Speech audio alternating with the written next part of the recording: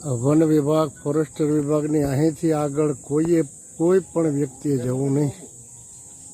2 wheel 4 wheel બધા વાહનો અહીંયા મૂકી દેવાના છે એવું સૂચન છે. જો કોઈ લઈને જાય તો 25,000 રૂપિયાનો દંડ, જે આપ જોઈ શકો છો.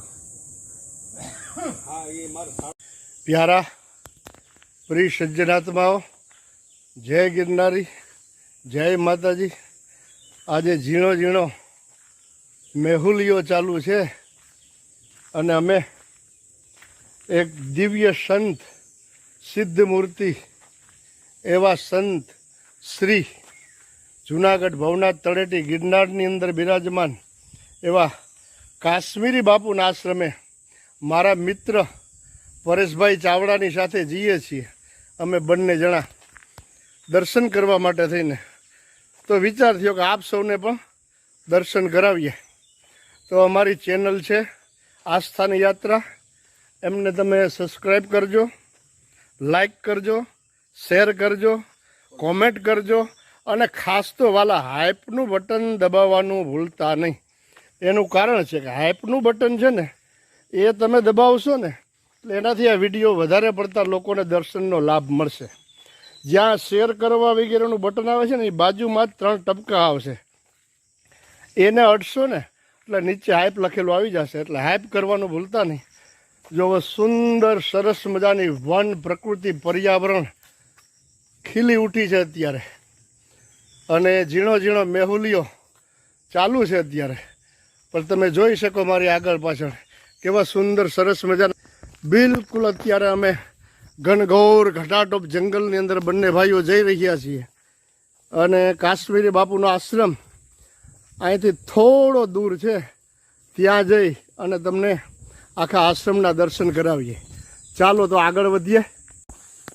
ચાલીને જતા હતા તો રસ્તાની અંદર સંત ભગવાનના દર્શન થઈ ગયા. હર હર મહાદેવ, નમો નારાયણ. આદેશ महाराज जी. कहाँ से बता रहे महाराज जी? माधवपुर भैया जी. माधवपुर, घेड़ माधवपुर. चलो चलो बढ़िया है और अच्छा है. गंज पीर बाबा का गाँव. जय हो, जय हो. खजूरिया पीर की जय हो, खजूरिया पीर की जय हो. गुरु जी को आदेश.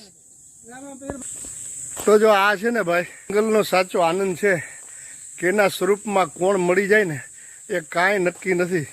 અત્યારે હાલતા જતા હતા અને 2 સંત ભગવાન અને એમાં નાથજી મહારાજના સુંદર સરસ મજાના દર્શન થઈ ગયા.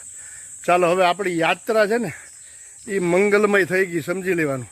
એનું કારણ છે કે પ્રવાસ હોય ને એમાં આગળ તમે રૂમ બુક કરાવો, બધી સુવિધાઓ હોય, ખાવા પીવાની વ્યવસ્થાઓ હોય અને યાત્રા છે ને હંમેશા માટે કષ્ટમય હોય, તકલીફ કરતા હોય.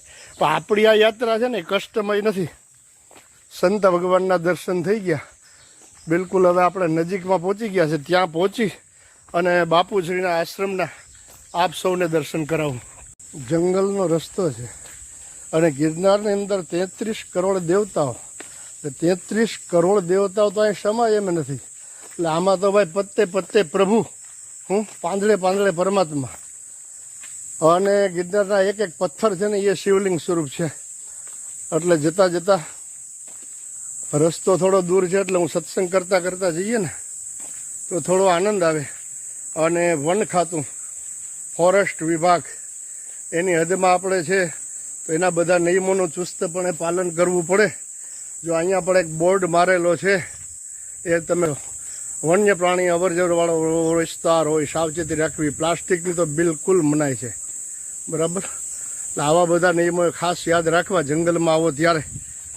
રસ્તામાં જતા હતા તો મારી નજર એક નાળિયેર ઝાડની અંદર થડમાં વીટેલું ત્યાં નજર પડી ગઈ છે. એટલે કોઈ લોકોએ જો કીડિયારું પૂરેલું છે સુંદર સરસ મજાનું, તમે જોઈ શકો. આ રીતે નાળિયેરનો સદુપયોગ કરેલો છે કીડિયાના રૂપમાં. જોઈ લે, આવો સુંદર દિવ્ય રસ્તો છે. એક વખત તો તમને સમય મળે તો અચૂક આ જંગલનો આનંદ માણવા માટે અવશ્ય પધારશો કાશ્મીરી બાપુના આશ્રમના દર્શન કરવા માટે. ચારે બાજુ તમે પ્રકૃતિનું નયન રમ્ય સૌંદર્ય દર્શન કરી શકો છો.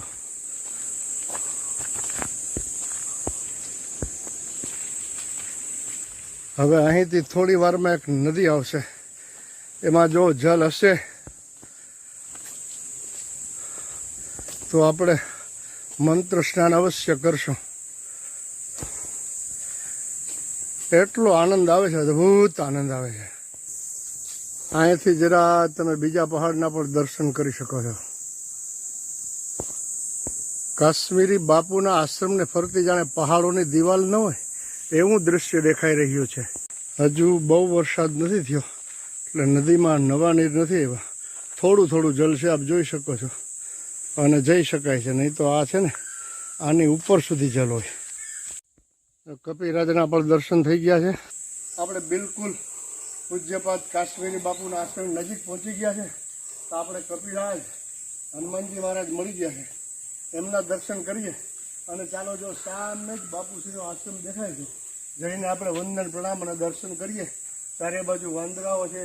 આ વિશાળ વટવૃક્ષ છે, તમે જોઈ શકો. આંબાનું ઝાડ, વટવૃક્ષ નહીં તો આમ્ર વડ છે. આમાં આંબાનું ઝાડ જબરજસ્ત, એમાં મધુવન છે.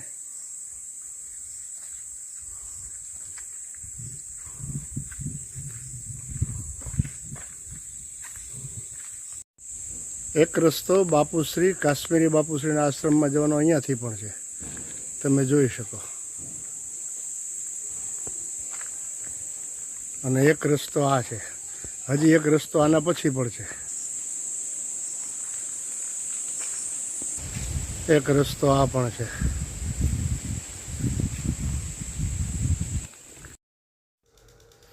હવે આપણે આશ્રમની અંદર પ્રવેશ લઈ અને તમને બધાને દર્શન કરાવું, પરંતુ મોબાઈલ તો બંધ જ રાખવાનો. એટલી નીરવ શાંતિ છે, અદ્ભુત, અલૌકિક અને દિવ્ય શાંતિ. જે સાધુ સંતો તપ અને ભજનમાં બેઠા હોય છે ને, એને શાંતિ જ જોતી છે. એવી આશ્રમની અંદર શાંતિ છે.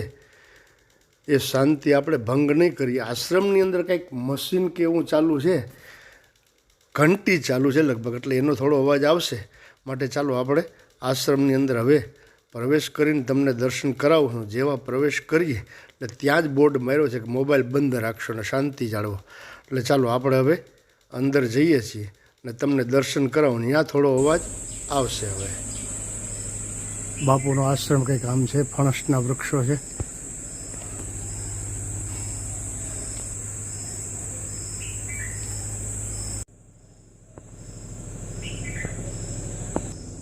આશ્રમમાં પ્રવેશ કરતા પહેલાં જ ખોડિયાર માતાજીનું દિવ્ય મંદિર આવે છે. અને ઉપર છત્ર જોઈ શકો તમે કેટલા છે.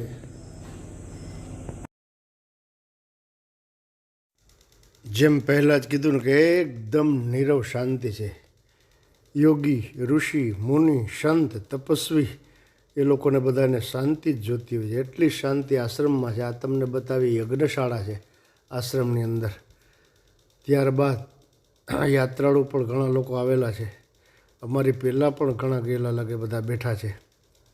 હવે તમને આશ્રમ બતાવું છું. આ 2-3 ભાઈઓ કે બહારથી આવેલા છે, એમની સાથે પણ અમારો સત્સંગ સારો એવો થયો છે.